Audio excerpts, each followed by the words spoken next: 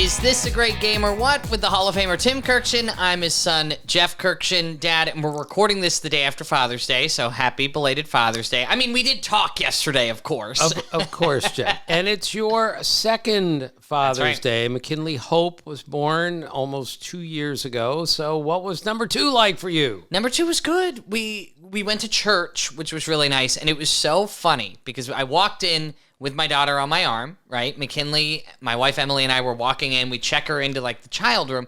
Everybody and their brother. Oh, happy Father's Day, because I'm holding a baby, right? Then we walk into the service. Not a single person said a word because you just don't know if that person's a father. And the pastor goes, all right, well, you know, as we do, go greet somebody and maybe tell a dad happy Father's Day. And so we're like turning around and I'm like, happy Father's Day? Like to other guys. I'm like, I don't know if you're a dad. So, yes. And I'm like, oh, okay, cool. Happy Father's Day. And they're like, you? Happy Father's Day. It's a little bit awkward. But yeah, it was really great, Dad. And then we went out to lunch. We are gluten and dairy free right now. So trying to navigate a menu was exhausting, but my wife is incredible and preps all of our meals. So I think we'll stay at home for most meals at this point. But my Father's Day was good. I know yours was... spent most of the day in the car. Yeah, but 600 miles in the car yesterday, and I was asked by a stranger at ESPN, are you a father? And then before I could say anything, the person said, you must be a grandfather too. Thanks very much for adding that in. I appreciate it. 3 times, yes, so all good. Yeah, I had a great Father's Day.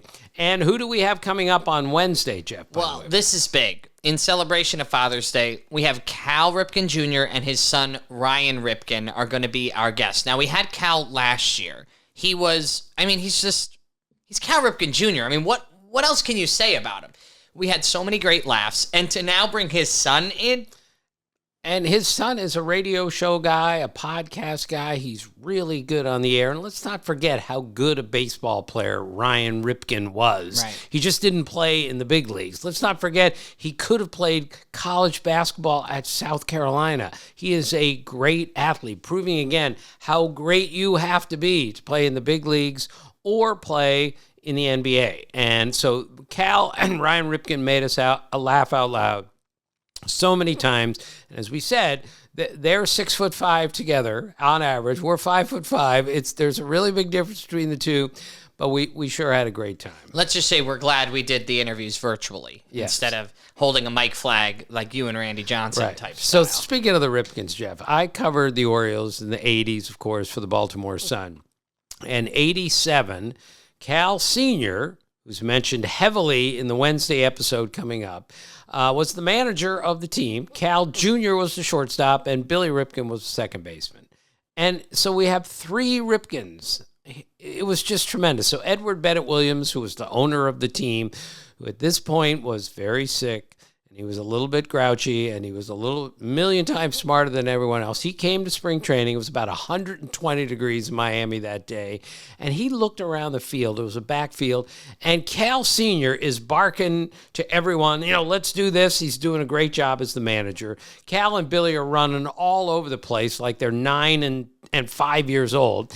And Edward Bennett Williams looks at me and he goes, do we have any more Ripkens? Can they send more Ripkens, please? Is there an aunt? Is there an uncle that we could... That's how important it was to the Ripkens to play the game the right way. And we'll hear all about that, the obsessive nature of both of the Ripkens, when we talk to them on Wednesday.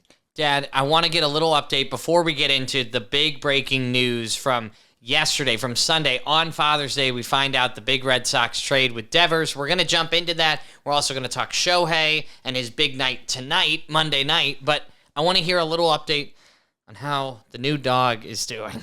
Rexy's doing great. We were really having a good time with her. But we've actually changed her name to Egypt because the first 4 days at home, she left pyramids all across the house.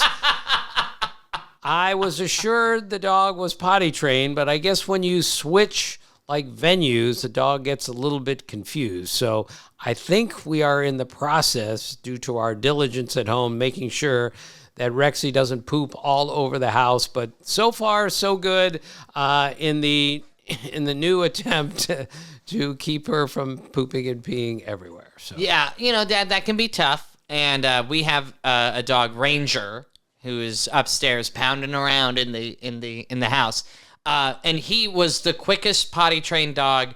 We were talking about it yesterday. I think he's gone 5 times in our house. And I think Rexy went 5 times in 1 hour. She did, absolutely. All right, Jeff, let's just finish up the Father's Day thing. I have this thing with Father's Day. It means so much to me. It means so much to all of us. And the baseball end of it, Ken Griffey Jr. and his dad hit back-to-back homers in a game in 1990. I mean, that will never happen again. I mean, how is that even possible? That is so cool. The fielders, Prince and Cecil Fielder, both hit 319 home runs exactly in their careers. And I talked about the Ripken family, but the Boone family is much the same way. Aaron Boone, Ray Boone, the grandfather, Bob Boone, of course, dad, managed, played the big leagues, Brett Boone. So the hitting coach of the Rangers. Right. And I'll never forget that Aaron told me once that this was years ago, but he said, I've only seen my dad cry twice in my life. He said, the first time was when I made the All-Star team as a member of the Reds, and my dad was my manager, and he called me in to tell me I had made the All-Star team. And he started to cry there at his manager's desk. And he said the second time I saw him cry was when I got named the manager of the Yankees. So this father-son thing, it really, really runs deep. And Buddy Bell is one of my all-time favorite people. The Bell family. Gus Bell was his dad. Really good major leaguer. Michael Bell, David Bell, they played in the major leagues. Ricky Bell played professionally. And Buddy, of course, one of the great players that I've ever covered and one of the best defensive third basemen ever. So I'll never forget this. I was really young writer, 82, covering the Rangers. And I got to talking to Buddy about his life and his dad, and he told me that his dad, because he was in the big leagues, didn't get to see a lot of Buddy's games because he was too busy playing his games. But he said when he did come to the games, Jeff, this has always touched me. He said when he came to the games, he didn't want to sit in the stands with everybody else, not because he was antisocial, but because he wanted to watch the game and concentrate on the game. So he said he used to park his car beyond the center field fence and watch me play. And he said, if I made a good play, he'd honk his horn once. If I made a great play, he'd honk it twice. And I just thought that was the coolest thing. I love those kind of stories. And, we share a funny, not similar, father-son story. The first time you ever saw me umpiring behind home plate, which was, I was a little league umpire, and I loved doing it. I like to think I was pretty good at it too. I mean, I grew up in a baseball household. These rules, were exactly what we learned growing up. Well, I remember having a difficult game behind the plate. I remember balls and strikes were not coming to me. Some days you have off days. Well, anyway, pop up goes in the infield. There's a runner on first, not first and second, and the dad is yelling, that's an infield fly, that's an infield fly. And what's wrong with you, ump? Recognizes you and said, this ump stinks. You would know. You're the baseball guy. That's an infield fly rule, he said. And what did you say? Well, look, I'm not a confrontational type, Jeff, but I said, that's not an infield fly rule. And the guy you're yelling at is my son. And this guy just put his tail between his legs and walked away. Look, if you're going to criticize someone, you better be right. You better be right about it. Yeah, and last thing, Jeff, my dad, your grandfather, was the greatest man ever. And I think about him every Father's Day. We lost him in 2003. And I don't care how corny this sounds, Jeff. When I told him that we just had a boy, he started to cry that we had a boy. Because Kelly was our first. Now we have a second one. And I said his name is Jeff, which was my father's name. We named my son, our son, after my dad. And later on in the day, he came up to me and he said, did you name him after me? And I said, well, of course we did. It took him hours to figure out that we named our son after him. That was typical of my dad. It was never about him, never. Well, a big happening on Father's Day this year, besides celebrating dads, was the big trade Devers goes to the Giants. Now, Dad, I was watching you on ESPN on Baseball Tonight, and this all broke, like, right as you guys were tossing it to Carl and Eddie on the West Coast to call the game. The Dodgers-Giants game, and the Giants had just... in the game. Right. So how crazy was this? First, before we dive into it, just tell me, I'm just curious, and I think other people would be too. You are in Bristol. We're on television, and the word comes in. It's 3 minutes till 7. Show's over at 7. It looks like Rafael Devers has been traded to the Giants. And now we're scrambling because we have to confirm it before we go out there. So we couldn't confirm it in time, but we confirmed it on the toss to Carl Ravitch, who then threw it to Eduardo and Buster and David Cohn, who were doing the game. The Giants game in Los Angeles. So actually it was a perfect handoff in a lot of ways. So this is the bottom line. Rafael Devers is making his debut tonight, Tuesday night, for the Giants. And this is a tremendous move for the Giants, who picked up all $250 million left on the contract. But Jeff Devers is a great hitter and has been one of the best hitters in the game for 5, 6, 7, 8 years. Jeff, he's got 219 homers and 500 extra base hits. He's already created a path to the Hall of Fame. Third basemen don't have these kind of numbers at this kind of age, except for Rafael Devers. Now, he's not going to play third base for the Giants because they have Matt Chapman, who's signed to a long-term deal. Once he gets healthy, he'll be back and he'll be their everyday third baseman. So as long as he acknowledges, all right, I'll play first base if you need me, or I'll be the DH, they're going to be in good shape because their pitching is really good. Their bullpen is tremendous. They're just not a very good offensive team, and they got demonstrably better when they got Rafael Devers. It just was incredible, Dad, to see that trade go through. And I was even asking you questions because this just feels to me like a personality move. You just heard all of the drama surrounding Devers and the team and playing DH when they brought Bregman in and then playing first after the injury. And it just sounded like he was just not a fit in that clubhouse. And I think Red Sox fans that I've seen on the internet are not happy about this, comparing it to that of Mookie Betts. But ultimately, the vibe in the clubhouse is so important for a team that wants to make it to the playoffs. Yeah, I'm with you on this. Look, if I'm Rafael Devers, I'm upset that they brought in Alex Bregman, a guy to take my position. Okay? And let's be clear, the Red Sox did not handle all of this particularly well. However, I'm sorry, Jeff, 68 years old. My father taught me, you do what you're told by your elders, teachers, coaches, parents, bosses. And bosses. And in this case, the Red Sox are the boss. They gave him all that money. And if Alex Cora says, we need you to play first base or we need you to DH, you don't have to be happy about it, but you have to do what you're told. Ultimately, he did, and he really started to hit after a very slow start.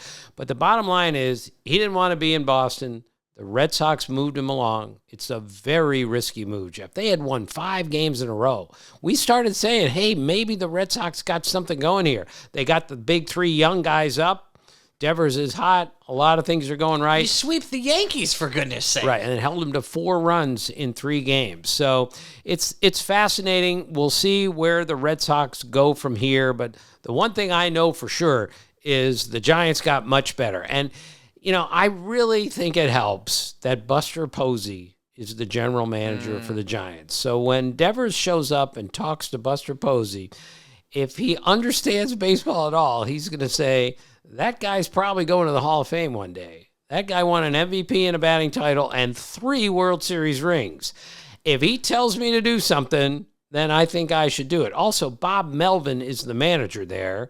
He's a pretty darn good manager. If he looks at me in the eyes and says, we need you to DH or we need you to play first base once in a while, sorry, that's what I'm going to do. Because as a 68-year-old man, that's what I was taught to do.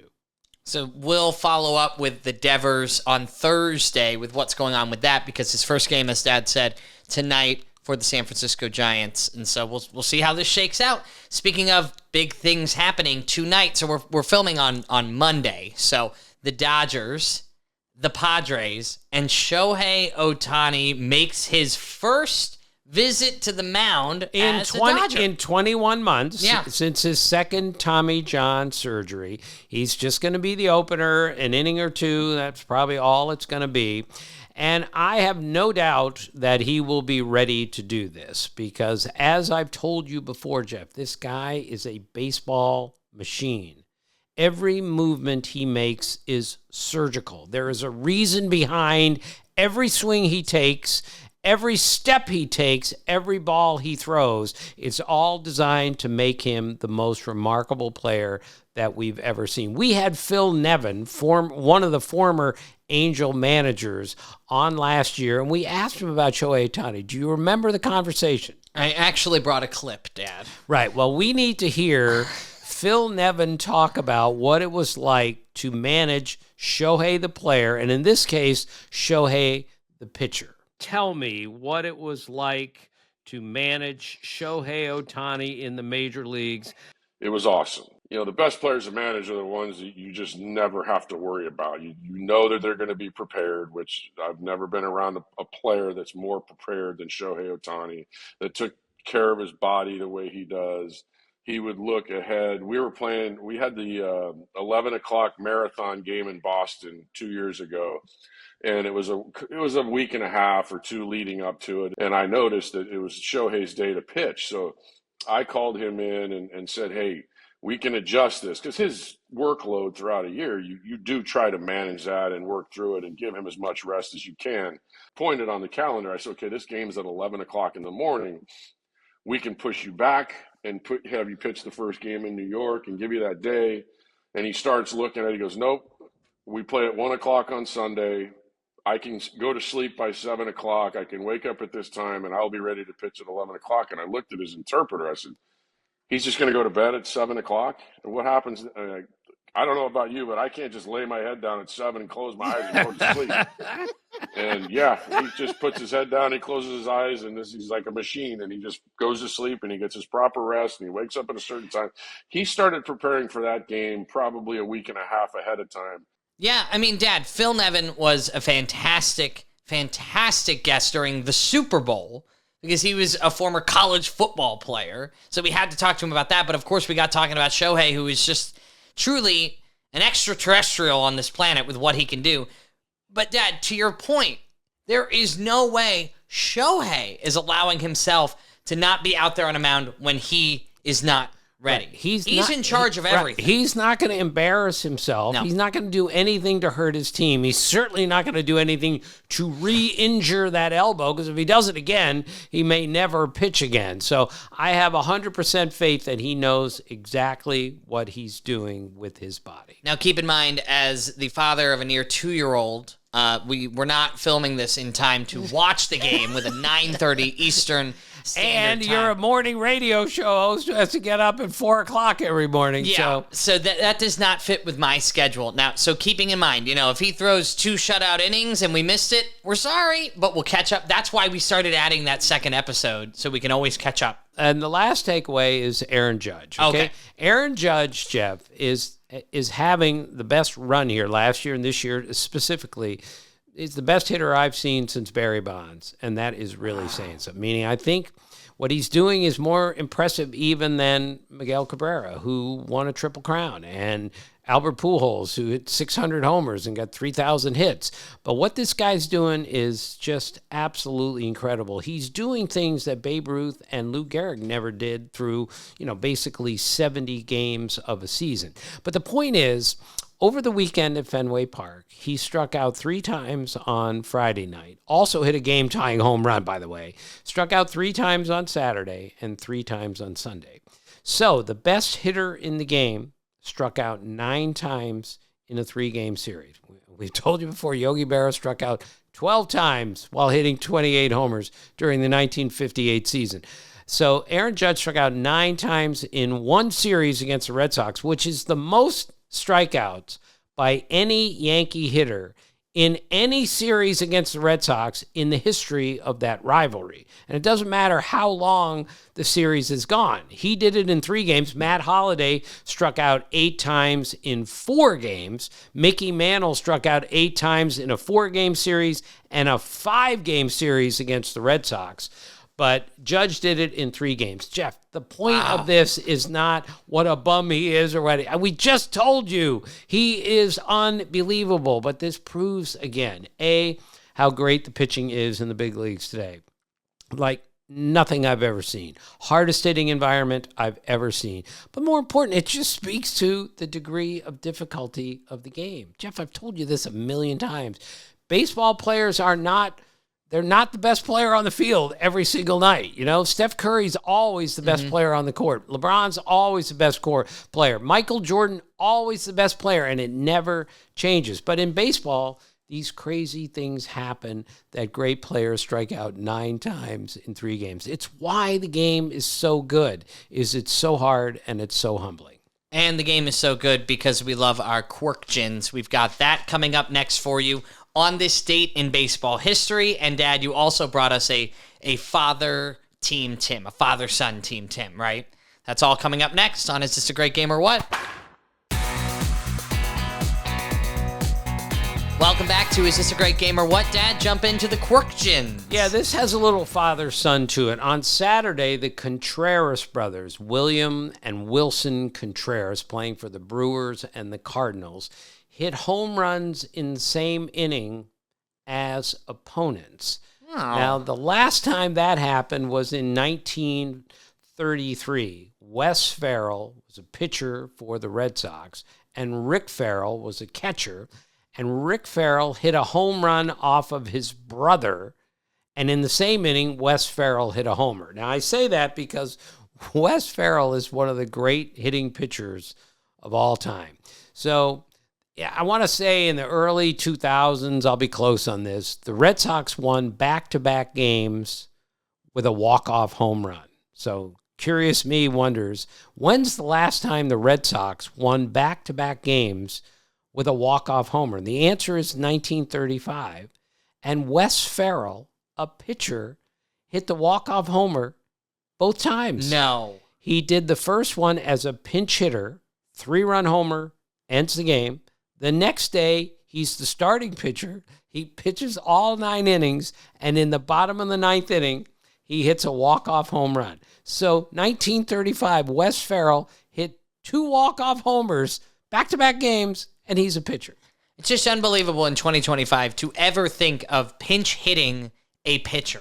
Right. Or leaving a pitcher in for 9 innings and letting him bat in the bottom of the 9th. Again, it's just a sad part. Yeah. 1933, Jeff. Things have changed. We all understand why. But that happened. Wes Farrell's one of the great hitting pitchers of all time. Speaking of hitting, so Casey Schmidt of the Giants hit grand slams in back-to-back games last week. He had never hit granted, very small sample, but he'd never hit a grand slam in the major leagues. Then he hit 2 he hit 1 in back-to-back games. So the last guy to do that was Tyler Saladino in 2019. I believe it was with the Brewers. And he had never hit a grand slam either. And then he hit a grand slam in back-to-back games. Jeff. It just, the numbers don't make sense statistically. I hate thinking of baseball in a numbers game because that shouldn't happen. Jeff, Derek Jeter hit 1 grand slam in his career. Pete Rose hit 1 grand slam in his career. These guys hit 2 grand slams in 2 games, and neither one of them had ever hit one before. Speaking of unbelievable, the Rockies are unbelievable. Like, no matter what they do, something crazy happens. So the other day, they made 4 errors and grounded into 4 double plays in 1 game. Sounds like a lot, right? Yeah. All right. So I checked. The last time that happened, the Yankees did it against the Marlins in 2020, but that was a 10-inning game. So the last time a team in a 9-inning game grounded into 4 double plays and made 4 errors were the Indians in 2016. And then the other day on Sunday, the Rockies, who are always making news somehow, they won a game 10-1, and they struck out 16 times. So I wondered, when's the last team to strike out 16 times in a game and score 10 runs? And the answer was, the Rockies did it earlier this year. They're the only team that have done it this year. And they've done it twice. Austin Slater of the White Sox struck out 5 times in a game the other day. 6th time this year that somebody has struck out 5 times in a game. The record before July is 9, and that happened in 2019. So we'll be charting that. Jeff, as you know, 3 is a hat trick. 4 is a sombrero. 5 is a golden sombrero. So I covered a game in Kansas City once, years and years ago. Sam Horn struck out 6 times. All right. He became the first position player, at least at the time, ever to strike out 6 times in a game. So I went to the clubhouse to talk to Mike Flanagan, one of the funniest people ever. And I said, okay, Flanny, 3 is a hat trick.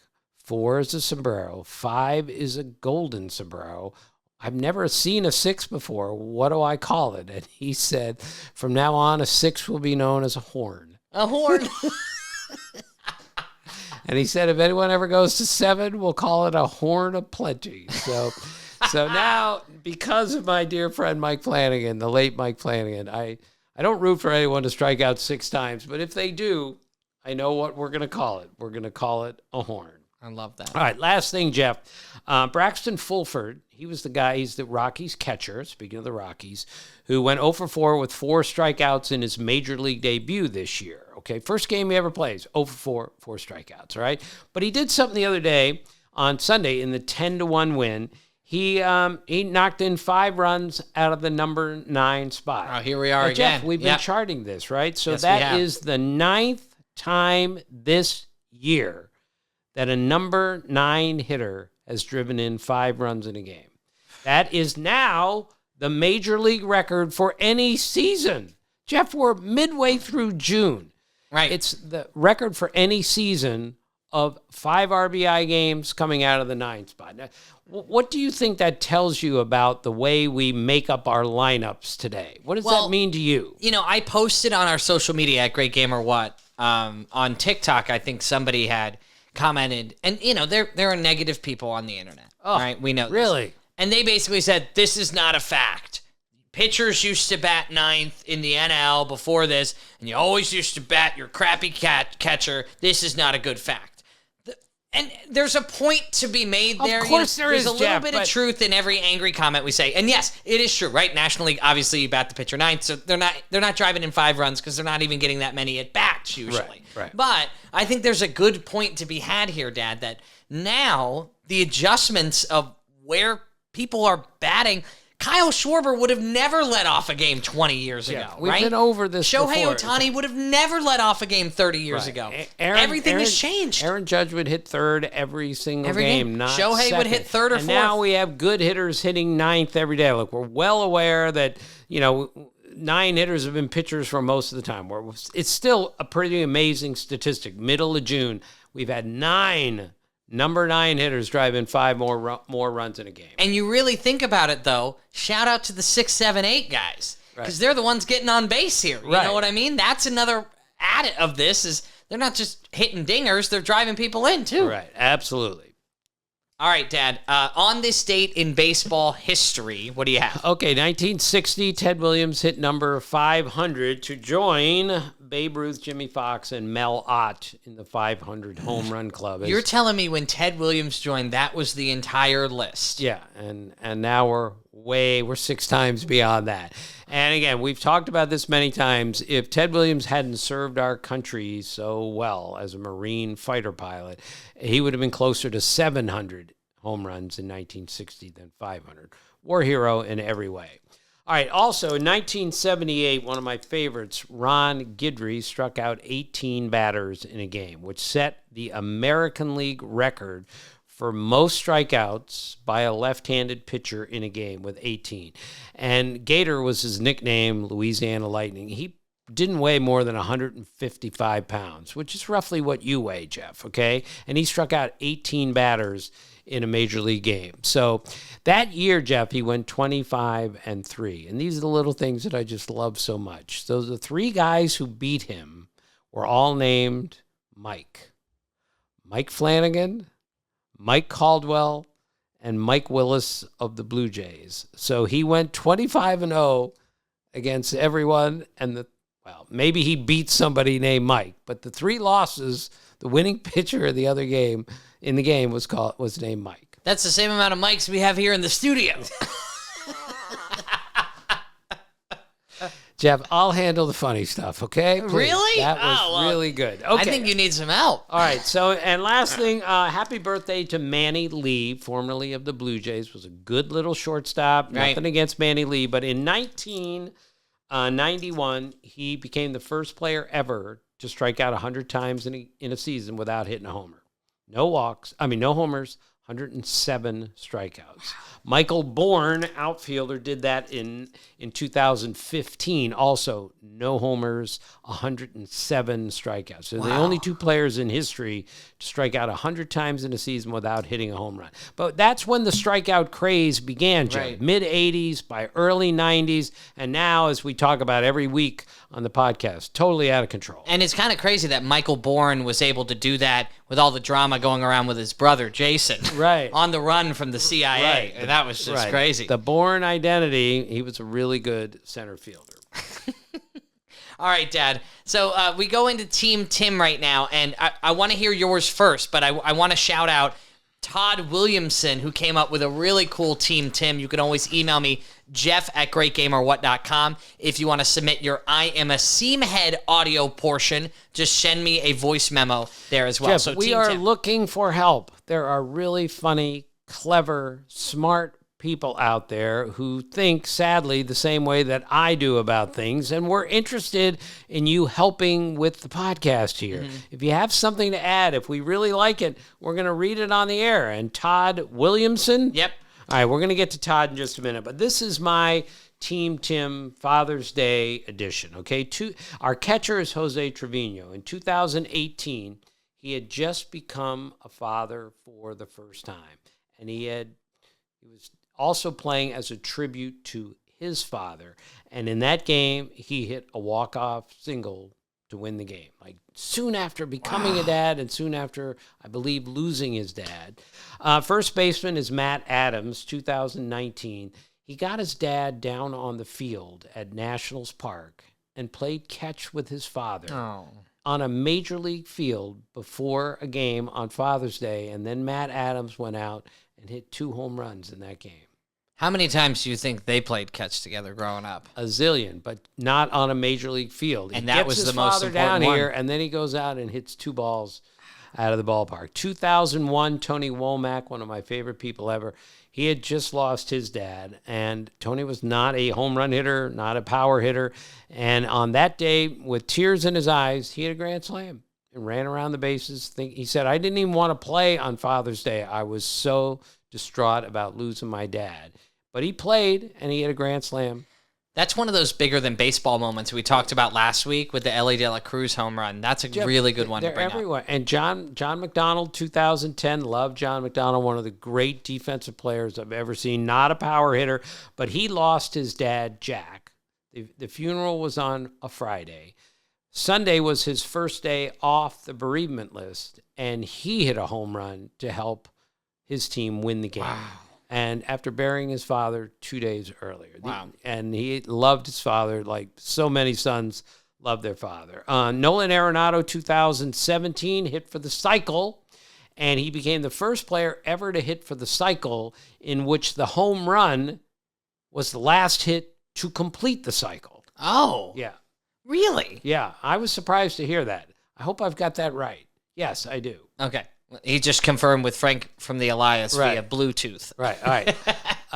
On this date in 2004, Father's Day, Ken Griffey hit number 500. Wow. And his dad, Ken Griffey Sr., was in the stands at the time. So he saw his son hit his 500th homer. And to repeat, they hit back-to-back home runs in a major league game for the Seattle Mariners. Just incredible.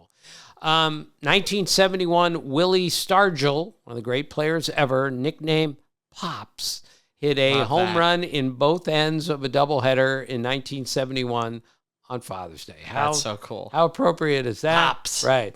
And Hank Aaron had won 3 home run game in his career, and it was on Father's Day, 1959. And we're going to get to Hank Aaron in a minute, right?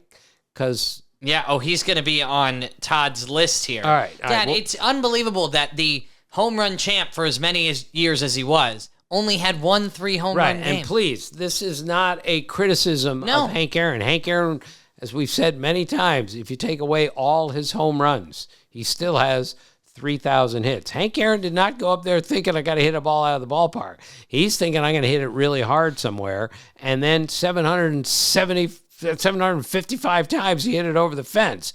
So that was Hank Aaron. A lot of people hit 3 homers in a game now because they go up there gunning for it. Yeah. Right, they're trying to hit 3 home runs in a game. All right, pitchers Jim Bunning, 1964, pitched a perfect game on Father's Day. Wow. And on Father's Day, 1967, Don Wilson of the Astros pitched a no-hitter, struck out 15, and the last batter he struck out in that game of the Atlanta Braves was... Who? What? Who was the last guy who struck out in that game? 15 strikeouts for Don Wilson in his no-hitter. The last out was made by the greatest Atlanta Brave ever. Hank Aaron. Hank Aaron. Made the last out of that game. Right. Struck out to end the game. 15th strikeout for Don Wilson on Father's Day. Do you think Raffy Devers will be on this list one day? He hit a home run for the Red Sox on Father's Day and then got traded to the Giants. Jeff, not out of the question. If he becomes a World Series champion with the Giants and this trade pays off in 10 years or whatever and wears the Hall of Fame cap, Jeff, for the Giants in his Hall of Fame career, he'll make that list easily. Noteworthy events on Father's Day, of course. Rafael Devers in a stunning trade gets traded. All right, go with me, Dad. Todd Williamson submitted his own team, Tim, okay? So we had been talking about 3 first-name players. We were talking about Lin-Manuel Miranda, by the way. Right. Which still trying to get him on the podcast. We're not throwing away our shot, Dad. We got to make this happen. Well, okay? Jeffrey Cole Henry of the Nationals, who goes by Cole Henry, was the one who just looked me in the eye the other day and said, I have 3 first names, right? So that's where this came from. All right, we had him on we had his name on the podcast. So this fellow, Todd Williamson came up with a team Tim with all 3 names. I love this. Right, Dad, I know this is your nightmare. I printed out an email, and so you already have enough trouble with your phone. Now an email is on hard copy. All right, so at catcher, he thinks this team could win 120-plus games in a season, and he has his Hall of Fame inductees with 3 first names. William Malcolm Dickey. Bill Dickey is the catcher. I love it. And my father's middle name is Malcolm. There we go, yes. Bill Terry, also known as William Harold Terry. And I'm going with the name that people would probably know him, a little Bill Terry, obviously. Right. That is so good. Our second baseman is Joe Leonard Morgan. Great. Morgan Ensberg used to play in the major leagues, used to make me laugh out loud quite a bit, and a good player. Shortstop is John Montgomery Ward. Jeff, that doesn't mean anything to you, but when I was growing up, one of the great department stores in this area was Montgomery Ward. It's since out of business. Montgomery Ward? Yeah. Really? And there was Sears Roebuck, which just became Sears. Montgomery Ward. So I'm always looking for a Montgomery Ward reference at some point, even though half the people would have never even heard of it because they're way too young, like you. George Howard Brett. That's a great 3 first name right there. Right. And George Herman Ruth. How about that? Yeah. Female first. Female name over Love there. that. And our favorite now, Henry Louis Aaron. Pretty good. And that's a great one. Andre Nolan Dawson. Didn't know Andre Dawson's middle name was Nolan. I think that's so cool. I did not know that either. Frank Edward Thomas. There are way more of these than I thought. J. Hannah Dean, better known as Dizzy Dean. I didn't know that one. There's another female's name. Right. Hannah Dagan, pitcher. Right, there we go. There we go. Lynn Nolan Ryan. Right. I didn't realize Lynn was his first name. Well, I did. And, I've told you. I hope you did. Yeah. I've told you that the last I looked, there were like 27 teammates of Nolan Ryan who named their son after Nolan Ryan. Right. And I also know a guy who has a son named Ryan, so his name is Ryan Nolan. And I was asked by his dad if I could somehow arrange to get, 10-year-old Ryan Nolan in to meet Nolan Ryan in the clubhouse in Baltimore one day. So how'd that work out for you? It didn't. All right, so we also have Steve Norman Carlton. Right. Great 3 first names. Right. What else you got? Edward Charles Whitey Ford. Yeah. Not too many guys named Ford, but first name Ford. Do you know anyone? Ford? No, it's kind of becoming more of a common name, but I drive 2 Fords. All right, there you go. All right, I don't understand this. Robert Gibson, SSA, what does that mean? The Social Security Administration. Right. He was looking through, he has a searchable tool on there. Approximately 2,900 people named Gibson over the last 100 years. He's saying as a first name. Gibson, really? Gibson, 2,900 people in the last 100 years. Which, when you really think about how many people have been born in the last 100 years, that's not a lot of people. Jeff, I just applied Mom and I for Social Security, you know. I wanted to say congratulations. Are congratulations in order for that? How's your back feel? Did it immediately go out when you did it? You're like, oh, God, that hurts. I'm feeling good. Don't worry. Okay.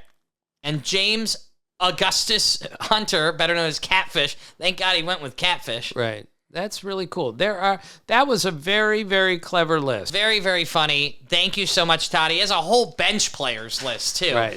He's a clever guy, and I appreciate the time. This is the point of baseball. People sit in front of their computers and figure this stuff out. I do it every week, multiple times, thinking, who's going to be interested in this? And I have found people like this kind of stuff. You can always email me, jeff@greatgameorwhat.com. And I'll tell you, Dad, we've gotten inundated with a lot of great emails, and it's hard for me to get back to everybody, so I try my very best. But if you want to become a seam head, send us a voice note, jeff@greatgameorwhat.com. We do those on Thursdays. Tomorrow on the feed, Dad, I don't want to give away too much. We've got Cal Ripken Jr. and his son Ryan Ripken. It's a part of our celebration of Father's Day week this week. It's going to be an incredible interview. Yeah, we talked basketball, we talked baseball, we talked arm wrestling, we talked Mario Kart. Is that correct? Yeah, very good. Right. Cal Jr. is a very, very funny and engaging guy, but most of the time he has to be with the right people. Right. And his brother Billy is the absolute perfect person, but he and his son Ryan are really good together, and they really go after each other in a really fun, spirited way. I hope we didn't get them excited to do their own podcast together, because we're the Baseball Father-Son podcast. If they started theirs, we would just get thrown out of all of the algorithms right now. So make sure to join us on the feed tomorrow. Share the podcast with somebody you love. And thank you for listening. As always, thank you for being a part of our family.